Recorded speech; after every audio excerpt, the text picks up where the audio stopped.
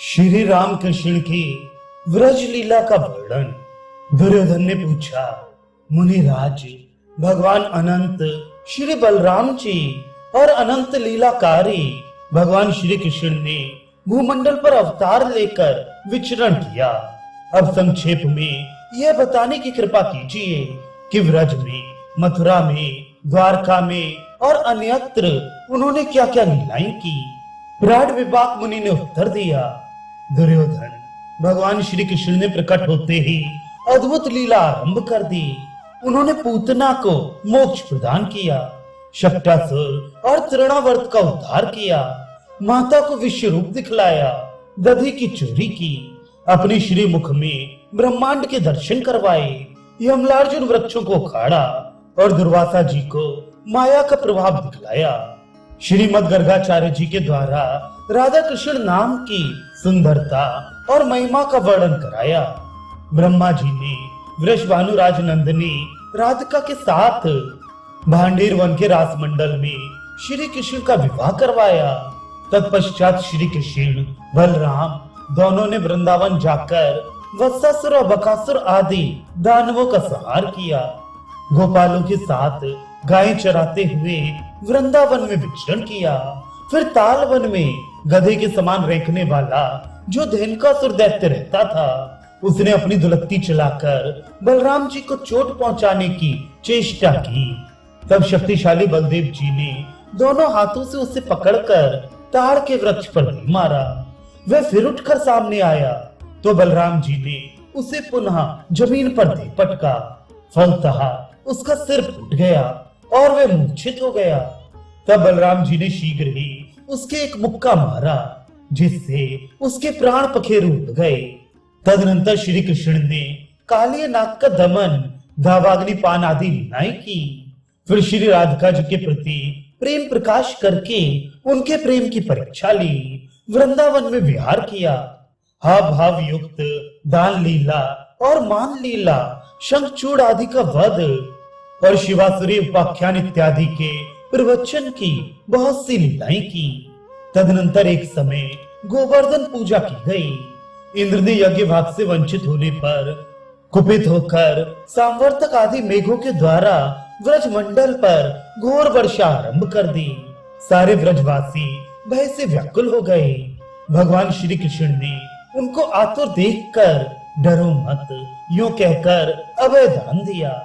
फिर उन्होंने गिरिराज गोवर्धन को उखाड़कर जैसे बालक कुकुरमुत्ता को उठा लेता है, ठीक वैसे ही गोवर्धन को अपने एक हाथ पर रख लिया। 7 वर्ष की अवस्था वाले श्री कृष्ण पूरे 7 दिनों तक पर्वत को हाथ पर उठाए बिना हिले डुले अविचल खड़े रहे। तब तो संपूर्ण देवताओं के साथ इंद्र भयभीत हो गए और उन्होंने अत्यंत नम्रता के साथ मुकुट झुकाकर भगवान श्री कृष्ण के मंगलमय युगल चरणों में प्रणाम किया, उनकी स्तुति की और अभिषेक किया। तदनंतर कामधेनु सुरभि और देवता तथा मुनियों के साथ वे स्वर्ग को चले गए। गोवर्धन धारण की इस अद्भुत लीला को देखकर सभी गोप अत्यंत विस्मित हो गए। फिर श्री कृष्ण ने खेत में मोती आदि के बीज बोकर मोती उपजाने का चमत्कार में ऐश्वर्य गोपों को दिखलाया।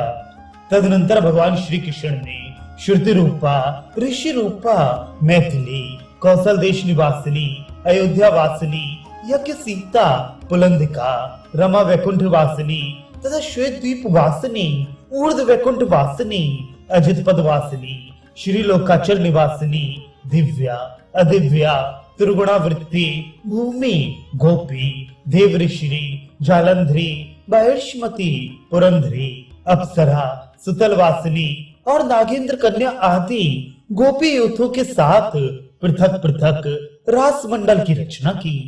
एक समय श्री बलराम जी के साथ श्री कृष्ण चंद्र भांडीर वन में गोप बालकों के साथ गौएं चराने गए। वहां जाकर एक दूसरे को ढूंढने और ढुआने का खेल करने लगे। उस समय वहां प्रलंबासुर नामक एक दैत्य गोप बालक का वेश धारण कर खेल में शामिल हो गया। बलराम जी उस पर विजयी हुए, अतः उन्हें पीठ पर चढ़ाकर वह चलने लगा। वह गिरिराज के समान विशाल देह वाला असुर मथुरा की ओर जाना चाहता था कि उस असुर की पीठ पर सवार अमित पराक्रमी श्री बलदेव जी ने रोष में भरकर जैसे इंद्र किसी पर्वत पर प्रहार करे, वैसे ही उसके मस्तक पर मुष्टि प्रहार किया। उस प्रहार से वज्र की चोट खाए हुए पहाड़ की तरह असुर का सिर टूक टूक हो गया और उसी क्षण वह भूमि पर गिर पड़ा। एक समय गर्मी के दिनों में सभी गौए और गोपाल किसी मूंछ के वन में जा पहुंचे। इतने में ही वहां बड़े जोर की प्रलयाग्नि के समान दावाग्नि जल उठी और वह चारों तरफ फैल गई। तब गोपालगण, हे राम, हे कृष्ण, हम शरणागत गोपालों की रक्षा करो, रक्षा करो, यो पुकार उठे।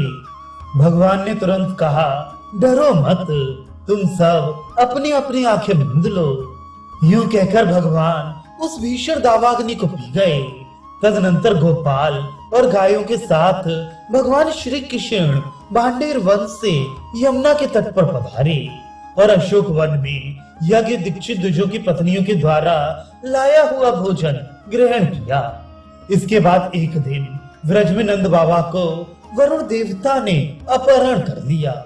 तब भगवान ने वरुण का मान भंग करके नंद आदि गोपों को संपूर्ण लोगों के द्वारा नमस्कृत वैकुंठ के दर्शन कराए। इसके अनंतर एक दिन अंबिका कानन में सरस्वती नदी के तट पर सुदर्शन नामक सर्प नंद जी को निगलने लगा। तब भगवान श्री कृष्ण ने अखिल लोकपालों के द्वारा वंदनीय अपनी चरण कमल का उससे स्पर्श कराया। चरण स्पर्श प्राप्त होते ही वह सर्प शरीर से मुक्त हो गया।